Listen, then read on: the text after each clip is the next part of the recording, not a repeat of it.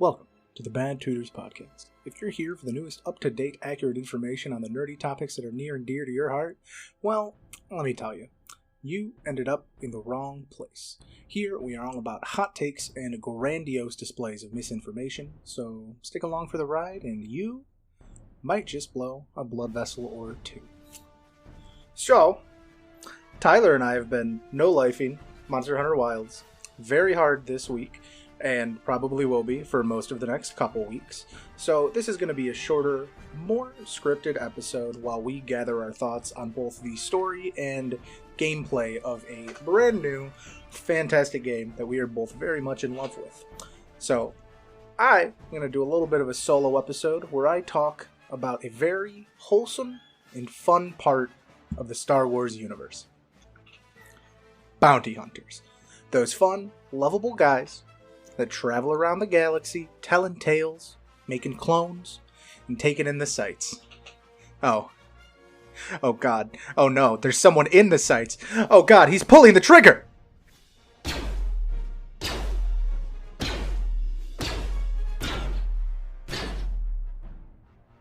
Yeah, those guys. We really do love them though. Boba and Mando are Star Wars favorites. Jango and Slave One are staples of the universe. And people just love a bad guy. You can't deny that. But I'm not talking about just any bounty hunter. I'm talking about a juggernaut. An unkillable beast of a man. I am talking about Durge. Now, as always, when I talk about Star Wars, to preface this, not only am I going to be in Legends canon, because that's the fun version of it, but there's a specific thing that I want to talk about, and it's a problem that Star Wars kind of has from time to time, a problem that people like to call a glupshitto. This is when the fans go crazy over a teaser for a character that just no normal, sane person knows. They only had like 6 minutes of screen time in one line of dialogue, but everyone still loses their mind over them having a new appearance. See, the thing is, Durge is not one of those. He had 8 minutes of screen time and a whole 3 different noises that he made. So that knocks him up like at least 5 notches, I would say. He is still, however, a character that I think a more casual fan around mine and Tyler's age would tangentially know about, because Durge is the bounty hunter from the 2003 Clone Wars Star Wars cartoon that Tyler and I had mentioned in the past. He was that guy that jousted Obi-Wan Kenobi and then later grew into the giant mass of tentacles that explode everywhere. He has for a long time been one of my favorite Star Wars characters. He is realistically one of the characters that made me start caring about the expanded universe and what is now turned into Legends post-Disney buying it. And I would rewatch that episode just over and over.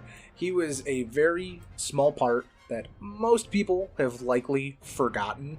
But as with everything in this universe, if we're talking about Legends, it goes far, far deeper than you would actually think. Now, I thought about how that one cool guy from the Clone Wars cartoon and learned after some quick Google searches what his actual name was because, as I've kind of said, you wouldn't have known it. They didn't say his name in that episode, and you have to kind of figure it out on your own, but I've known it for years now from back in college, and from those first videos, I got hooked into the same level of excitement for Star Wars that I kind of had as a kid. Now, Durge.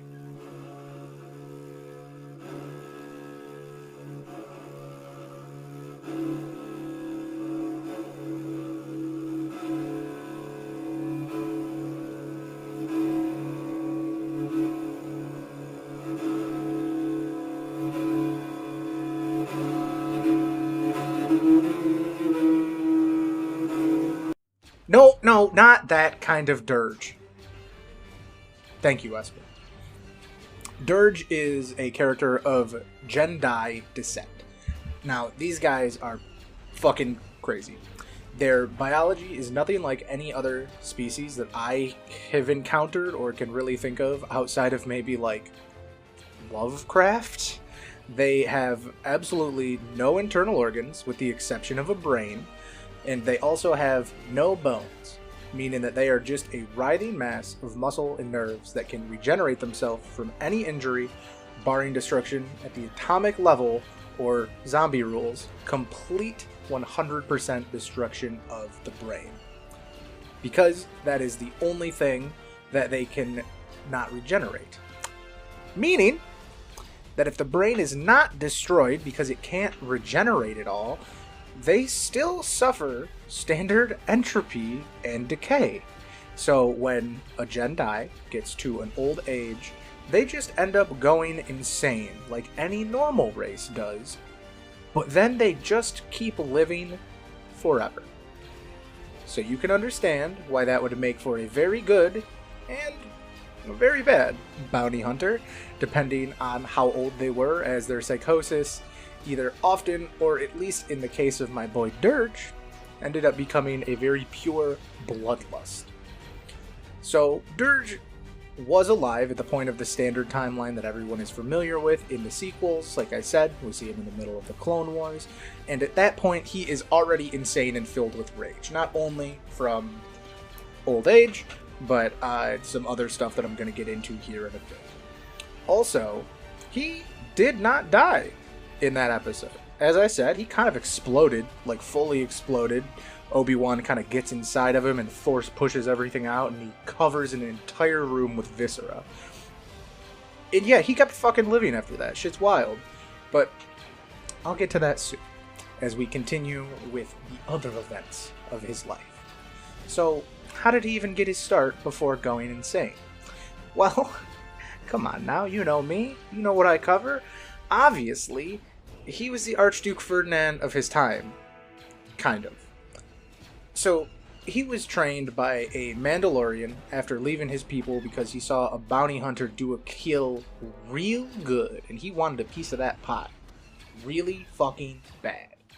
So, Durge and Jang stayed together for a while, but then some random-ass doctor came up and said, "Hey, you want some robot parts? I'll put them in you real good, like." And both of them were just super down for that and had no other questions and got them installed. Then the doctor said, hey, so like, there's some Mandalorians that I hired to do a different job here, and they're trying to kill me now. Can you fix that, please? And then Jang was killed in that fight. And Dr. Robotnik over there says that he will set the whole thing up so that he could start a war between the Mandalorians and the Sith. Why? I have no fucking clue. But he wanted it really bad, I guess. I assume that that kind of leads into the events of Knights of the Old Republic, both the games themselves and just the timeline of the Old Republic, as that kind of gets into the Mandalorian Wars and all of that. And yeah, this random doctor caused it with Durge, because Durge wanted to go kill a bunch of fucking Mandalorians after that. So, obviously, he started to just continue on a rampage in a number of wars. As I said, he definitely participated in the Mandalorian Wars, but then he got into a bunch of other ones as well. He started killing the Jedi, learning their ways, how best to fight them, and just taking on bounties and, in general, just getting very wealthy off of his trade, which he was highly skilled at by this point in time. This continued on until he was contracted to assassinate the leader of the Acolyte faction of Mandalorians, and while he was able to complete the task after some amount of time, he was subsequently captured by the Mandalore's followers. The Mandalore itself is the kind of leader of a group of Mandalorians, I have now learned, and he was tortured, driven to the point of insanity, giving us the Durge that we fully see in the Clone Wars.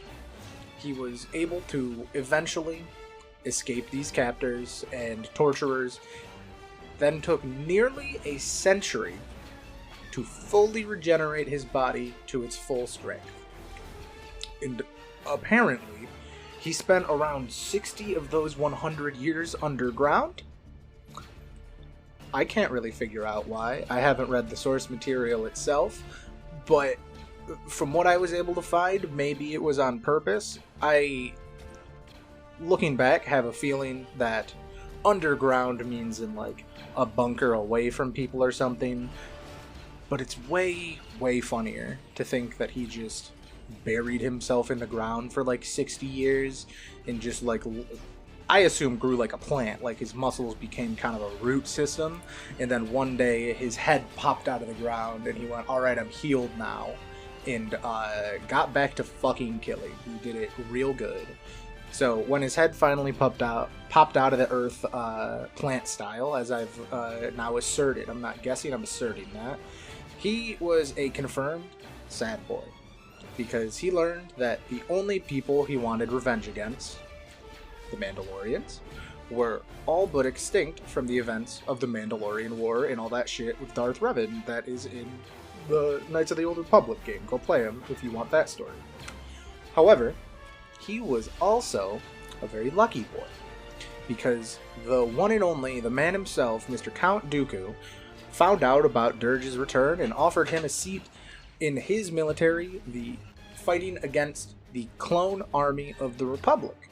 Now this was a genuine dream come true for Durge, because while he couldn't kill a bunch of different Mandalorians, he could just kill the same stupid-ass Mandalorian over and over and over again. Because, as anyone who has seen the prequels knows, every clone was created out of every clone was made out of Jango Fett, and he was one of the last remaining Mandalorians post-war. So he had an endless supply of one guy that he hated a lot, but close enough. It's not quite as good, but it'll have to do at this point. So Dooku assigned him to kill the one and only Boba Fett. I assume some years in the future, as when we see him in the Clone Wars, he kind of is a little bit blown up. Or he's not grown up. He's a little boy. He's a little baby boy. And this bounty led him to the only planet that seems to fucking exist in Star Wars half the time, Tatooine. And when the one, the only, the man himself, Jabba the Hutt, heard of his arrival, he hired him to take down a guy who was stealing from him. Just some fucking thief was stealing spice and weapons and all that good shit that the Hutts be trading in. And during his investigation, he was in one of the bars on Tatooine, and he ran into Boba Fett, took a big ol' fucking swing at him, tried to kill him, but he was able to evade Durge's attacks in his assault, and just dipped on back to Jabba. Now, when Durge went back there, he was not too happy, as one could expect, to find out that Jabba had hired both himself and Boba to take out the thief. And he, of course, just tried to kill him right in the middle of Jabba's fucking throne room. The Hutt crime lord then told him, hey, I need you to go kill some fucking goons, is the thing, real quick. Go take care of these guys. Which gave Boba some lead time to kind of escape for a bit, but also continue on in the bounty. He's still a bounty hunter contracted to do a thing. Now, this mission for both of them ended up when Boba tricked Durge into shooting just a shit ton of explosives, blowing up Durge and the guy that they were contracted to kill. Thank God for that regeneration factor, I guess. He really likes getting blown up a lot. After that little kerfuffle, Durge decided, okay, fine. I'll just go commit war crimes again. Leading him back into the CIS offensive, which is the robot army in the Clone Wars.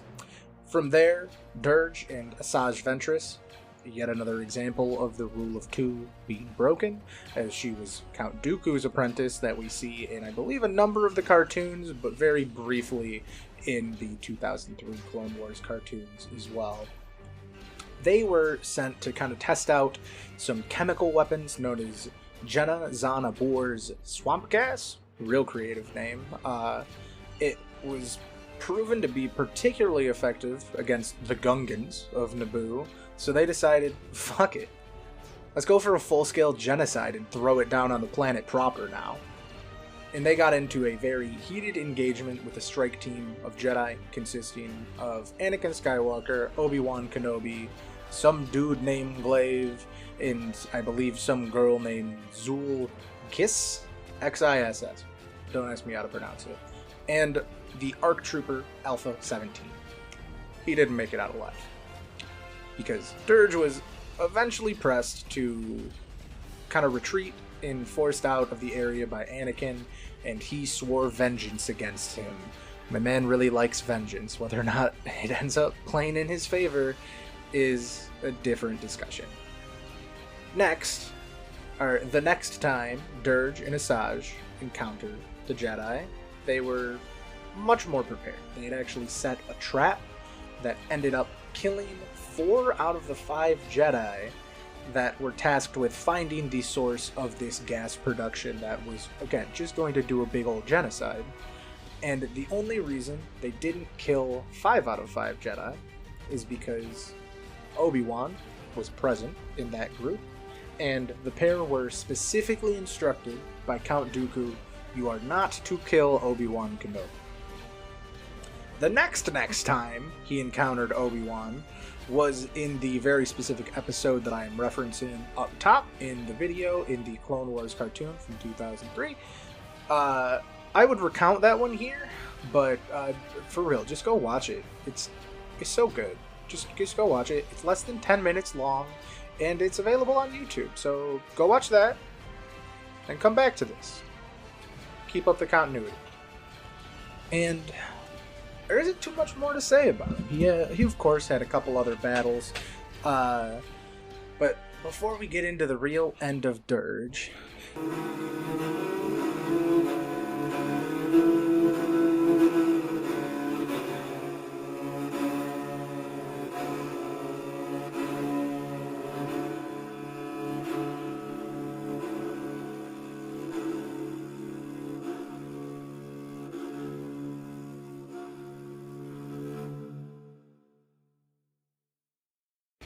no, not that Durge, god damn it. God, every time. There are 2 more quick things to mention here. At one point, Count Dooku needed to test out his new transhumanist nightmare that goes by the name of General Grievous. Of course, a fan favorite or a fan hated. But Grievous handily kicked both the asses of Durge and Asajj Ventress at the same time, because 4 arms beats 2 arms and 2 tentacle arms, I guess. But then they kind of kept going. Count Dooku went, yeah, I just needed to make sure that this fucking robot guy, not robot guy, is good at his job. I'm going to heal you 2 up. Don't even fucking worry about it. I threw him in some back to tanks. They were back up and running in a couple months. Then the next thing that's kind of funny to talk about with this guy is that trying to bait some Jedi in, he started a prison riot. And Kit Fisto and Plo Koon, 2 of my favorite Jedi, actually went to go and stop the riot, not knowing that Durge was there, but just to recapture all of the prisoners and get them all back into containment. And they had a big old fight with Durge, and they cut off his arms, but being a gross tentacle man, he was able to subdue them still. And as he was about to kill them, the prisoners that he had released started shooting him in the chest, giving the Jedi enough time to get Durge under control and, air quote, kill him for the time. Now, that's so funny because the prisoners that were just freed see Jedi trying to keep them locked up, put them back into prison, went, God, you know, man, these Jedi suck. They probably locked us in prison. But hey, fuck that tentacle boy. He's ugly and mean and gross looking. Let's fuck that guy up instead of the people actively trying to put us back into containment. And that's just really funny to me. I think that that's great. That even though they probably don't want to go back into prison, they're willing to do it just to not deal with this literal monster. And now, that's going to bring us to the end of this kind of short story. Because Durge and just some fucking guy named Zist, just a rogue trader, smuggler guy. They wanted to get Obi-Wan and Anakin. So they gave hints that Asajj Ventress was still alive, even after she was for sure murked by Anakin earlier in the Clone Wars, I'm pretty sure. And they brutalized a trade ship to get the two Jedi to come out and looking for him, and look for whatever remnants or whisperings of Asajj they could find. And as with all of these, a very long fight ensued with just so many explosives. Truly so many explosives. And you would really think at this point in time, even with very clear insanity brewing in his head, Durge would have maybe thought, no more explosives. They have literally, not even one time, worked in my favor at this point. But no. He just kept going with that plan, and eventually Anakin was able to knock Durge's helmet off of his head. The helmet, the thing that protects the squishy bits that actually allow him to keep living. And with that, he flew into a crazy, mindless rage. And, of course, being the chosen one, and knowing that, believe it or not, Anakin lives through this encounter. I know, crazy. Spoilers, I'm sorry. He was able to use that to his advantage, and he was able to force Durge into an escape pod on this ship, and then use the Force to throw that escape pod into a nearby star, vaporizing and ending the life of the Jedi bounty hunter for good. Now, Boba Fett, in what I'm going to call a comical turn of events, learned about a project that took apparently whatever remaining pieces of this fallen bounty hunter remained, and they kind of stuffed him into a suit of armor and brought him back to some form of unlife, giving it the name Project Durge. And then Boba Fett killed that guy too. And even though he said he wasn't sure he had seen the last of Durge, I'm going to go ahead and say that based on the Disney acquisition and the fact that everything I have set up to this point is part of the Legends canon, I think it's pretty safe to say that my personal Gluck Shitto is not coming back. And that, my friends, will wrap up the short, but I think pretty interesting story of Durge. A really cool tentacle boy that has, again, maybe a combined 15 minutes of screen time across the entire Star Wars universe. And what a cool little guy he was, too. I hope that you all enjoyed listening to this short, quirky little excerpt of his story. And go check out that one TV appearance, the only one that I am aware of. Like I said up top, Tyler and I have been really grinding Monster Hunter Wilds a lot, pretty much as much as we can, as much time as is allowed to us. So we will probably be doing that for the weeks to come, but expect our at least initial thoughts on the game itself coming out next, and then probably a rather spoiler-heavy episode into the actual story and all of our thoughts on that, as I skipped literally every single cutscene and every piece of dialogue that was not the first one, because goddammit, I just want to hunt these fucking monsters. And it hunts so good. And it hunts so good. So I don't know what the fuck this story's about. Tyler might a little bit. He's gonna catch us up on all of that and give us our theories and everything that we wanted to see in it. But for now, we hope you have a great rest of your week, weekend, day, whenever you happen to listen to this episode. And we hope that you tune into the next one. And for all of those playing out there, happy hunting.